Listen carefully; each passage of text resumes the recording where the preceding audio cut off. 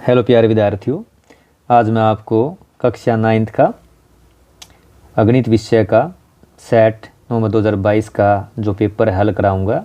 आइए हल करते हैं इसे। हमारा पहला प्रश्न है, किसी बिंदु के निर्देशांक 2/3 है, उस बिंदु का भुज क्या होगा। तो हमें गिवन जो दिया गया है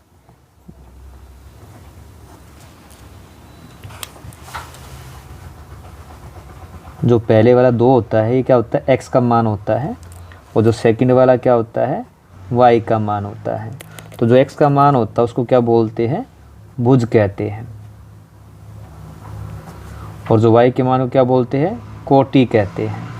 तो हमारा भुज कितना है, भुज का मान 2 होगा, और कोटि कितना 3। तो हमसे पूछा क्या गया था, भुज का मान। तो हमारा आंसर क्या होगा, उत्तर होगा ऑप्शन 1 होगा। नाउ अगला जो प्रश्न है हमारा, 2 समानांतर चतुर्भुज समान आधार पर और एक ही समानांतर रेखाओं के बीच होते हैं, तो उनके क्षेत्रफल का अनुपात क्या होगा। तो हमें पता है 2 समांतर चतुर्भुज अगर आधार समान हो तो उन रेखाओं के बीच में अगर हो तो क्षेत्रफल क्या होंगे, दोनों के बराबर होंगे, और दोनों के क्षेत्रफल बराबर होंगे तो अनुपात भी क्या होगा, दोनों का समान होगा। तो हमारा आंसर क्या होगा, 1:1 होगा। अगला हमारा प्रश्न है, यदि एक रेखा 2 सकेंद्रीय वृत्तों को जिनका केंद्र O है ABCD पर प्रतिच्छेद करे तो क्या होगा। तो देखिए सकेंद्रीय वृत्त क्या होते हैं, जिनका क्या केंद्र हमारा समान होता है। जैसे मैंने बनाया, देखिए आपका ये पहले वाला वृत्त है, ये सेकंड वाला वृत्त है, और दोनों का जो केंद्र है वो क्या है, सेम है, समान है। तो ऐसे वृत्तों को हम बोलते हैं सकेंद्रीय वृत्त बोलते हैं। तो ये कोई रेखा इसको काटती है ABCD पर, तो आप देख पा रहे हैं, देखियो ये वाला हिस्सा है बिल्कुल सेम है, क्योंकि सर्कल का हिस्सा है, इस वृत्त का भाग है।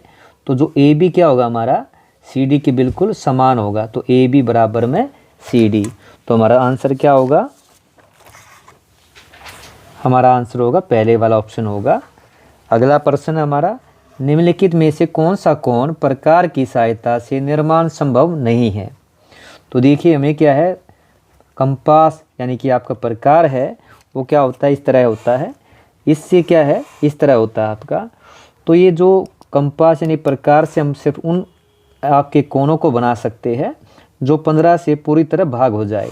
तो अगर आप देखेंगे तो पहले वाला 37.5 है, 22.5 है, 67.5, ये तीनों क्या है 15 से पूरे भाग होते हैं। इसका मतलब क्या, इन्हें हम प्रकार की सहायता से बना सकते हैं।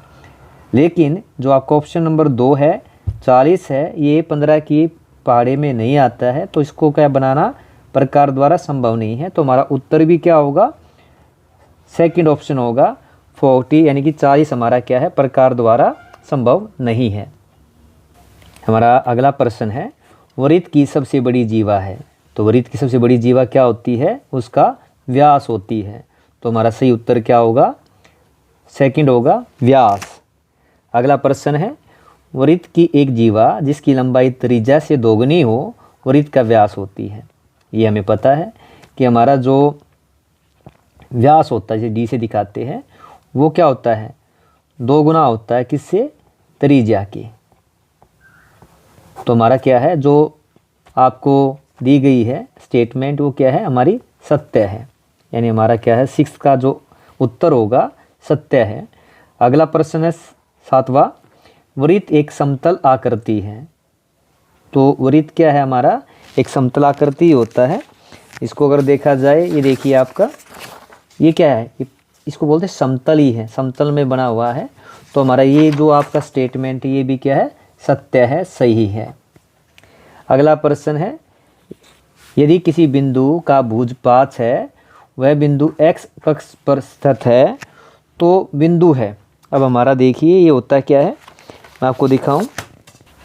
हमारा 8वां प्रश्न क्या है, किसी बिंदु का भुज 5 है। तो भुज का मतलब कि 5, आप x का अक्ष पर चलेंगे, 1 2 3 4 5, ये वाला x अक्ष पर हमारा क्या है, ये आपका भुज दिया गया है, 5 है, तो वह बिंदु है। तो बिंदु इसके जो आपके, तो हमारा जो पॉइंट होगा इसका, ये क्या होगा हमारा, x की वैल्यू 5 और वाई की वैल्यू क्या होगी इस पर 0 होगी।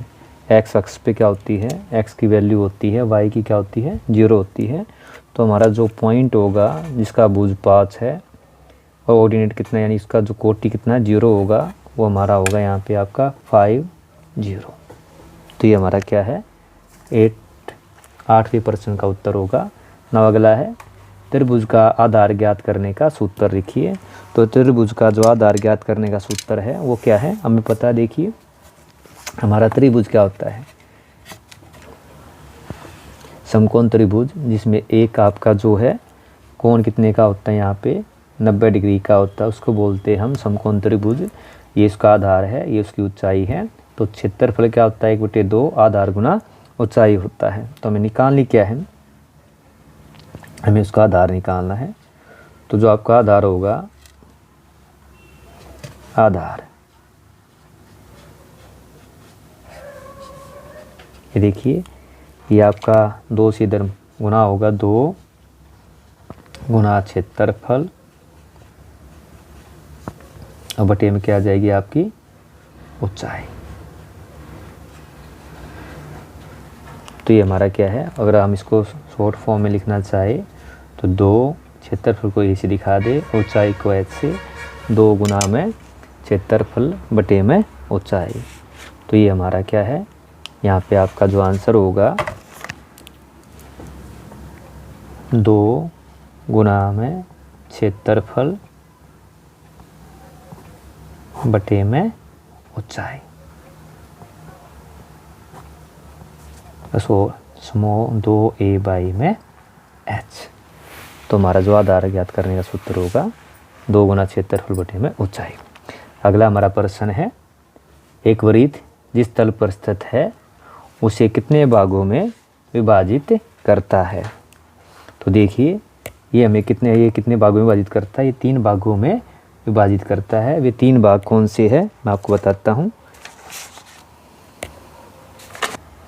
तो ये वृत्त के 3 भाग कौन से हैं, आंतरिक भाग, बाहरी भाग और वृत्त पर, यानी अगर बिंदु वृत्त पर हो, अंदर हो या बाहर हो। तो वृत्त के कितने भागों में विभाजित करता है, एक वृत्त जिस तल पर स्थित होता है उसे 3 भागों में विभाजित करता है। अगला जो हमारा प्रश्न है किस चतुर्थांश में या किस अक्ष पर बिंदु -2 4 3 -1 स्थित है। तो हमें क्या दिखाना है, बिंदु -2 4 -2 यानी x का मान कितना है -2, तो 1 -1 -2 ये -2 है और y का मान कितना है आपका 4 है। तो हमारी ये बिंदु हमें मिल गया। ये जो पॉइंट है हमारा इसकी कितनी दी गई है निर्देशांक, x का मान -2 और y का मान -4। इसी तरह से दूसरा बिंदु है वो कितना दिया गया है, आप देखिए x का मान 3, तो 1 2 3 और y का मान कितना -1, यानी ये लाइन हमारा ये पॉइंट कौन सा मिल गया हमारा, ये पॉइंट मिल गया है। और इसके निर्देशांक कितने दिए गए हैं, x का मान 3 और y का मान -1 दिया गया है। अब हमें बताना क्या है ये किस आपके चतुर्थांश में है। हमारे चतुर्थांश कितने होते हैं, 4 होती है, पहले वाला, ये दूसरे वाला, ये तीसरा और ये हमारा हो गया चौथा। तो बिंदु जो -2 4 है ये हमारा दूसरे चतुर्थांश में स्थित है और जो बिंदु 3 -1 है ये हमारा चौथे चतुर्थांश में स्थित है। इस तरह से आपको इसको करके दिखाना था।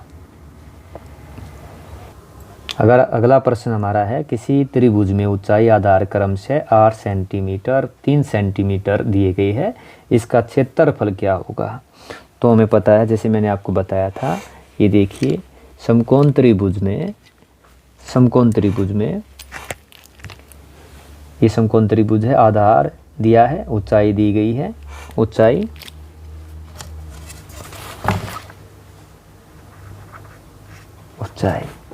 h दी गई है। तो जो हमारा क्षेत्रफल होता है त्रिभुज का वो कितना होता है, 1/2 आधार गुना में ऊंचाई होता है। तो यहाँ पे जो हमारा है आधार है आपका, ये आधार आपको दिया है 3 सेंटीमीटर। और जो ऊंचाई दी गई है, जो हमारी ऊंचाई है ये आपको दी गई है 8 सेंटीमीटर। तो जो हमारा क्षेत्रफल होगा वो कितना होगा आपका 1/2, आधार दिया है 3, ऊंचाई दी गई है 8। तो आप इसे काटेंगे 2 से 2 चौक 8 और 3 गुना 4 हमारा कितना आ गया 12 सेंटीमीटर वर्ग सेंटीमीटर। तो ये हमारा त्रिभुज का क्षेत्रफल होगा। अगला हमारा प्रश्न है, देखिए जो 13वां प्रश्न है वो दिया है कि आपको दी गई आकृति में केंद्र O वाले एक वृत्त पर 3 बिंदु A, B, C इस प्रकार है कि जो आपका BOC कोण है 30 डिग्री का है, AOB जो कोण है 60 डिग्री का है। यदि चाप ABC के अतिरिक्त वृत्त पर D एक बिंदु है तो ADC ज्ञात करना है आपको। तो ADC ज्ञात करने के लिए अब देखिए करते हैं इसको। इसमें क्या है, ये जो आपकी चाप AB है, ये देखिए पहले ये जो केंद्र पे कोण बनाती है, यानी हमें दिया क्या है एंगल, देखो कोण दिया AOB, ये आपको दिया गया है 60 और जो कोण आपका BOC ये आपको दिया गया है 30 डिग्री का। तो जो कोण हमारा AOC, जो AOC यानी AOC कितना हो गया आपका, दोनों को जोड़ दीजिए 60 + 30 कितने का है 90 डिग्री का है। तो अब हमें क्या निकालना, क्या हमें निकालना है कोण ADC निकालना है। अगर आप ध्यान से देखिए तो देखिए जो ये आपकी चाप AC है, ये चाप जो AC है केंद्र पे जो कोण बनाती है 90 का, और यहाँ पे कोण सेम चाप अदर भाग पे, तो हमें एक प्रॉपर्टी हमें एक पता है, वो क्या कहती है कि जो चाप द्वारा केंद्र पे बना कोण होता है अन्य भाग पे बने कोण का क्या होता है दोगुना होता है। चाप द्वारा केंद्र पर बनाया गया कोण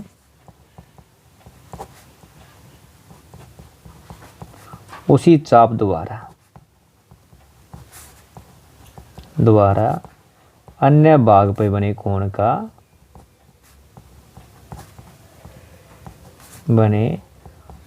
का दोगुना होता है।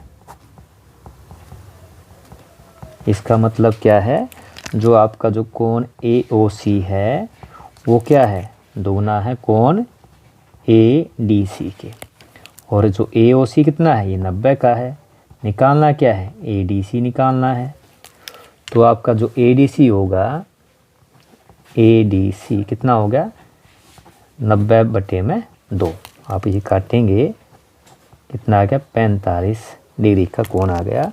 तो हमारा जो कोण है ADC कितना होगा हमारा ये 45 डिग्री का होगा, ये हमें निकालना था।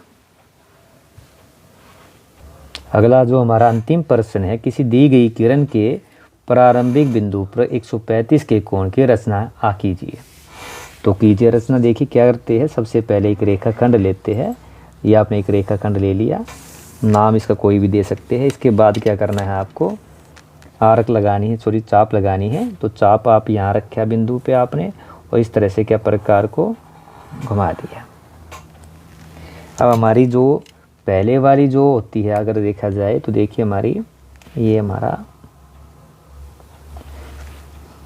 पहली वाली चाप 60 डिग्री की होती है, दूसरे वाली कितने की होती है हमारी 120 की होती है, और तीसरी वाली होती है 180 की। तो जो ये जो हमारी चाप है 120 और 180, इसका क्या कर देना है आपको समद्विभाजन करना है। यानी क्या, ये देखो इस तरह से समद्विभाजन कर देना है। समद्विभाजन करके हमें क्या प्राप्त होगा, हमें 150 डिग्री जो है कोण प्राप्त होगा। 120 और 180 का जो समद्विभाजन कर देता है हमें 150 का कोण देता है। तो ये जो पॉइंट मिला है 150 का मिल गया है। लेकिन हमें क्या बनाना है 135 का बनाना है। तो 120 और जो 150 का अगर आप समद्विभाजन कर देंगे, 120 का और 50 का कर देते हैं इस तरह से,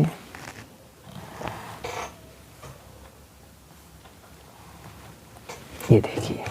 तो जो हमें कोण प्राप्त होगा वो कोण कितने का प्राप्त होगा,